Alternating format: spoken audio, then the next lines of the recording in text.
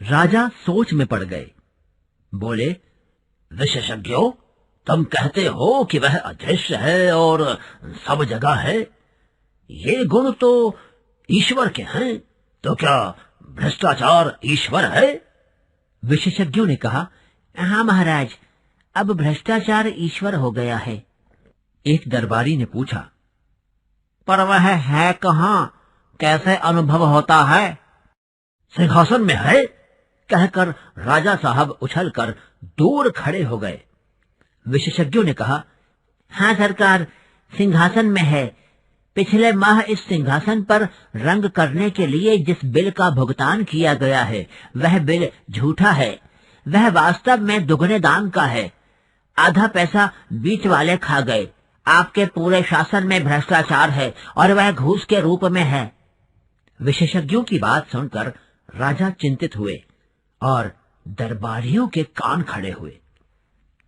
राजा ने कहा, यह तो बड़ी चिंता की बात है। हम भ्रष्टाचार बिल्कुल मिटाना चाहते हैं।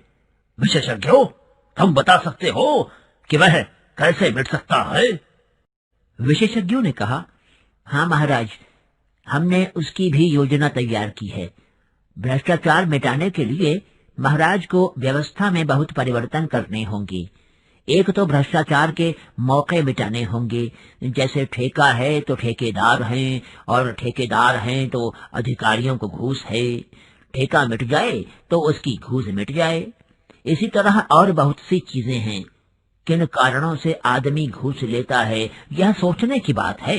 राजा ने कहा, अच्छा, तुम अपनी पूरी योजना रख जाओ। हम और हमारा दरबार उस पर विचार करेंगे। विशेषज्ञ चले गए। राजा और दरबारियों ने भ्रष्टाचार मिटाने की योजना को पढ़ा, उस पर विचार किया।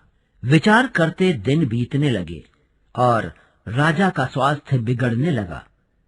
एक दिन एक दरबारी ने कहा, महाराज, चिंता के कारण आपका स्वास्थ्य बिगड़ता जा रहा है।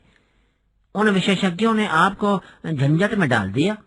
राजा ने कहा, हाँ, मुझे रात को नींद नहीं आती।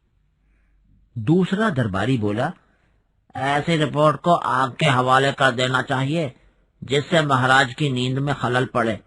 राजा ने कहा, और करें क्या? तुम लोगों ने भी भ्रष्टाचार मिटाने की योजना का अध्ययन किया है। तुम्हारी क्या राय है? क्या उसे काम में लाना चाहिए? दरबारियों ने कहा, महाराज, वह योजना क्या है? एक मुसीबत है। उसके अनुसार कितने उलटफेर करने पड़ेंगे, कितनी परेशानी होगी। सारी व्यवस्था उलट पलट हो जाएगी। जो चला आ रहा है उसे बदलने में नई नई कठिनाइयां पैदा हो सकती हैं। हमें तो कोई ऐसी तरकीब चाहिए जिससे बिना कुछ उलटफेर किए भ्रष्टाचार मिट जाए। राजा साहब बोले, मैं भी यही चाहता हूं, पर यह हो कैसे? हमारे परदादा को तो जादू आता था, हमें वह नहीं आता। अब तुम लोग ही कोई उपाय खोजो।